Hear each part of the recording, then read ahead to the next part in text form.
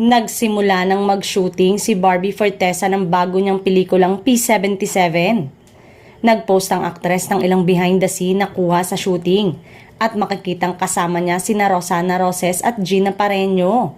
Tama ba kami ang kapamilya aktor na si JC Alcantara ang kasama sa photo habang binibigyan sila ng instruction ni Direk Derek Cabrido? Sa isa pang photo na pinost ni Barbie, kasama naman niya ang child actor na si Yuan Micael. Nasulat sa caption ni Barbie ang Penthouse 77 na pinaiksi ang title at ginawang P77 horror ang tema ng pelikula.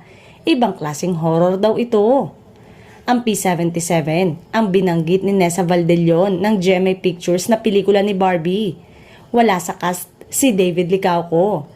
May mga Barda fans agad na nag-react na binubuwag na raw ng GMA ang love team ni na Barbie at David. Sabi ni Nessa, may iba't ibang project ang Barda at may mga upcoming project pa daw sila. Hindi ang Pulang Araw ang magiging last project nila. Natutuwa naman ang mga fans ni Barbie na may project siyang hindi si David ang kapareha dahil namimiss na nilang mapanood ang aktres na wala si David. May mga nag-request na sana sa 2024 MMFF ipalabas ang pelikula. Kaya lang, una nang in-announce na ang Green Bones ang entry ng GMA Pictures sa MMFF sa December.